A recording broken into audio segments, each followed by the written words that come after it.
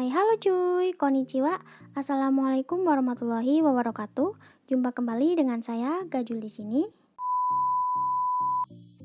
Hayao Miyazaki, beliau adalah seorang animator ternama dari Jepang dan beliau juga telah memperoleh pengakuan internasional sebagai pendongeng ulung dan pembuat film fitur animasi.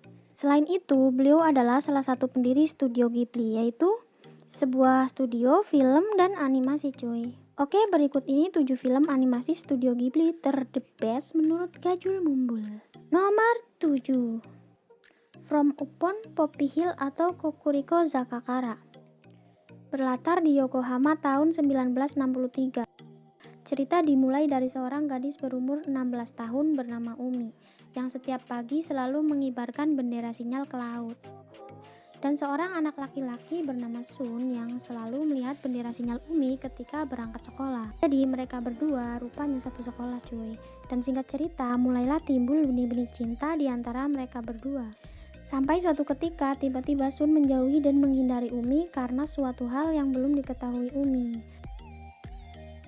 Nomor 6, Kiki's Delivery Service atau Majo no Takyubin. Tayang perdana tahun 1989. Berlatar di desa penyihir yang damai. Ada seorang penyihir cilik bernama Kiki yang pergi merantau ke kota. Dengan bantuan sapu terbangnya, Kiki pergi bersama kucingnya yang bernama Cici.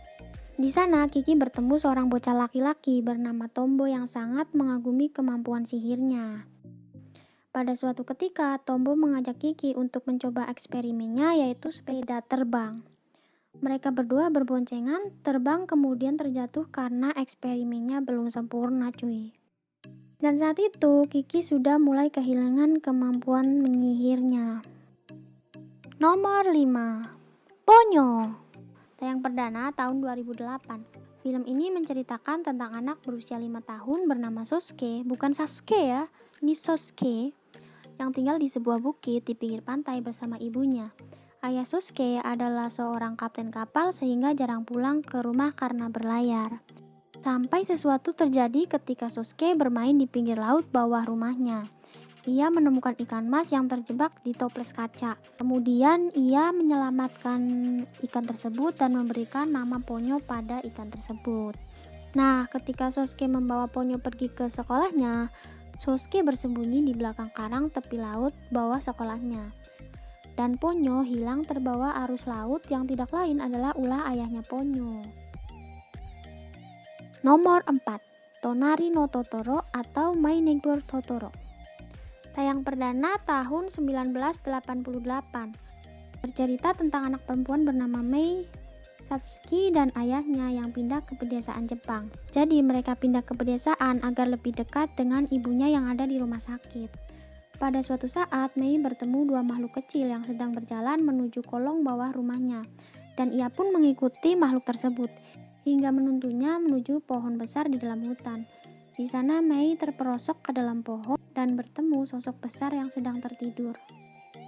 Nomor 3, The Secret World of Ariete. Tayang perdana tahun 2010, berawal dari seorang anak laki-laki bernama So yang dibawa neneknya ke desa karena penyakitnya yang mengharuskannya untuk menghirup udara segar dan jauh dari keramaian.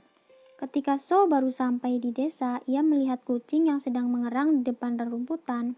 Ia pun mendekati kucing tersebut dan alangkah terkejutnya So dengan apa yang ia lihat. Selain terkejut, So sangat senang dapat melihat sosok tersebut. Namun sosok tersebut ketakutan dan langsung lari cuy. Nomor 2, Prince Mononoke atau Mononoke Hime.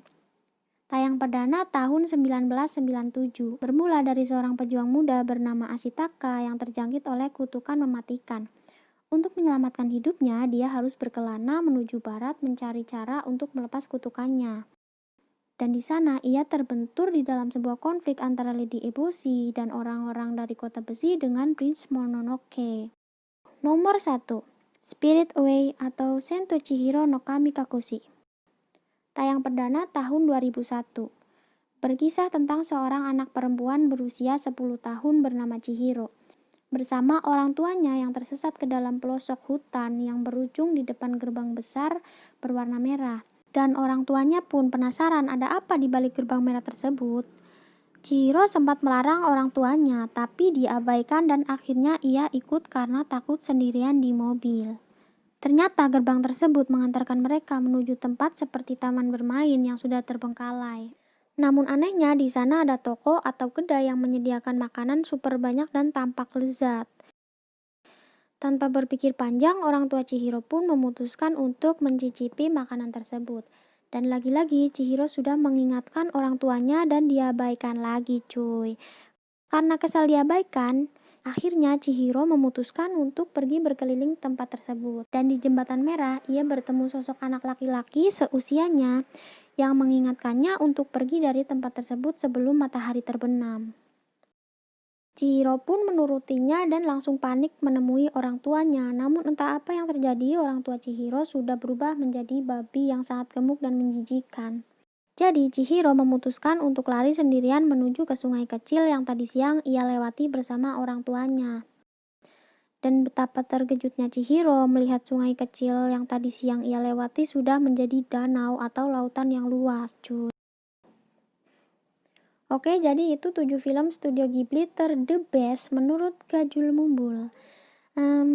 Dan satu lagi tambahan Grave of the Fireflies. Aku nggak tahu bacanya. Oh ya, mohon maaf kalau baca bahasa Inggrisnya aku kacau banget, soalnya emang aku susah banget kalau baca bahasa Inggris cuy. Tayang perdana tahun 1988. Kenapa aku nggak taruh di list tadi? Karena aku nggak suka film yang sedih-sedih cuy. Tapi film ini termasuk film the best juga cuy. Saran aku, kalian harus siapkan tisu, lap, serbet yang banyak kalau nonton film ini. Dan siap-siap aja tidur nyenyak karena kepikiran Seita dan Setsuko. Jadi aku nggak akan menceritakan kisah mereka di sini. Kalian boleh menonton sendiri. Seperti itu saja pembahasan kali ini. Terima kasih sudah menonton. Jangan lupa like dan share videonya, dan yang belum subscribe jangan lupa subscribe. Tanpamu aku bagaikan Chihiro tanpa Haku. Subscribe sekarang dan jatuh cintalah kepadaku. Sekian, assalamualaikum warahmatullahi wabarakatuh. Jah, mata nih, bye bye.